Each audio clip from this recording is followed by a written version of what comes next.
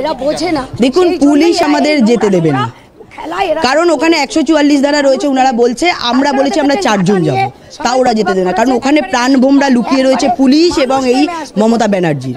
শেখ শাহজাহান ওখানে কি অত্যাচার করেছে মানুষের ওপর, কি ধরনের পরিস্থিতি করেছে, আজও ওখানে বিজেপি কর্মীদের 2 নম্বর ওয়ার্ডে 2 নম্বরে ওখানে বিজেপি কর্মীদের তাড়া করছে পুলিশ এবং তাদের নামে কেস দিচ্ছে এখনই আমাদের কাছে, এবং তারা চাইছে যে আমরা সেখানে পৌঁছাই। অর্থাৎ এইভাবে নির্বিচারে অত্যাচার সৃষ্টি করছে এই পুলিশ এবং প্রশাসন, যাতে সত্যিটা সামনে না আসে, সেই জন্য তারা বারবার আটকাচ্ছে, আমাদের যেতে দিচ্ছে না। কি আতঙ্ক রয়েছে?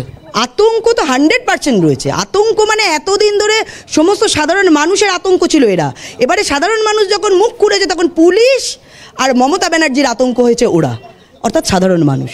এতদিন সাধারণ মানুষের আতঙ্ক এরা তৈরি করেছিল, এখন ওরা এদের আতঙ্ক তৈরি করাতে পেরেছে, সেই জন্য আমাদেরকে যেতে দিচ্ছে না। এত তৎপরতা কেন, এত ব্যারিকেড কেন, হাত দিয়ে একেবারে মানববন্ধন তৈরি করে, এত তৎপরতা পুলিশের? আমরা সবাই মহিলা এসেছি, কোনো পুরুষ এখানে নেই, তারপরেও আটকাচ্ছে, কারণ আমরা গেলে মহিলারা আমাদের কাছে এসে সত্যি কথাটা বলবে। তারা ওখানে কিভাবে নিপীড়িত হচ্ছে, কিভাবে অত্যাচারিত হয়েছে, কিভাবে রেপ হয়েছে, কিভাবে জমি দখল হয়েছে, তারা বলবে। দিনের পর দিন কিভাবে শেখ শাহজাহানের টিম পুলিশের মদতে মমতা ব্যানার্জির অনুপ্রেরণায় সেখানে ধর্ষিত হয়েছে, এক এক করে বাড়ির থেকে মহিলাদের তুলে আনা হয়েছে, তাদের দিয়ে কাজ করানো হয়েছে, যারা দেখতে খারাপ আর যারা ভালো মহিলা তাদেরকে রেপ করা হয়েছে। সমস্ত ঘটনা আমাদের চোখের সামনে আসবে, সেই জন্য তারা আমাদেরকে যেতে দিচ্ছে না।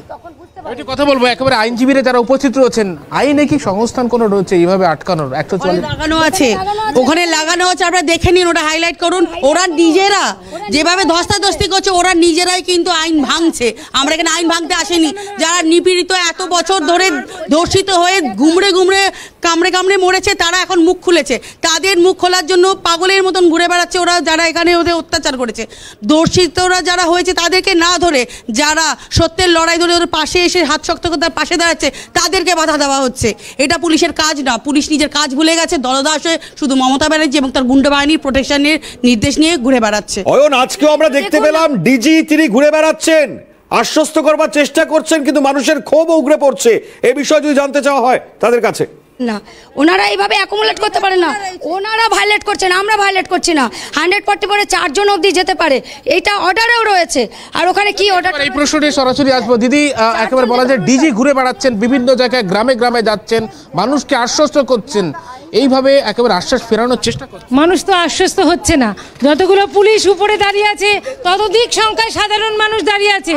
তারা চাইছে আমরা যাই। দেখুন চারিদিকটা ভালো করে পরিলক্ষিত হোক, যে লোকাল লোকেরাই যেতে চাইছে, তারা চাইছে আমরা যাই, কিন্তু আমাদেরকে বাধা সৃষ্টি করা হচ্ছে। 144 নাম একটা জুজু দেখিয়ে প্রত্যেক দিন প্রত্যেক মানুষকে বাধা দিচ্ছে। নিশ্চয়ই। আর 144-তে পাবলিক রিপ্রেজেন্টেটিভকেও আটকে দিয়েছে, সকালেই লকেট চারিদিকে আটকে দিয়েছে। তো misinterpretation of 144, misutilisation. যে ছবিটা দেখাবো, বলা যায় যে যারা প্রতিবাদী, যারা চরিত্র তেমনই তারা প্রতিবাদী কিছু তারা কিন্তু ইতিমধ্যেই একেবারে এমনটাই আসছেন। এপিডিআর এর তরফ থেকেও কিন্তু একটি টিম, যেমনটা একেবারে দেখা গিয়েছে বিজেপির তরফ থেকে প্রতিনিধি দলের সদস্যরা তারা যেমন এসে উপস্থিত হচ্ছেন, একেবারে সেই জায়গায় দাঁড়িয়ে মানবাধিকার সংগঠন তাদের তরফ থেকেও কিন্তু একে একে প্রতিনিধিদের টিম তারা কিন্তু আসছেন। এইভাবে কিন্তু ব্যারিকেড, সেই ব্যারিকেড এইভাবে কিন্তু একেবারে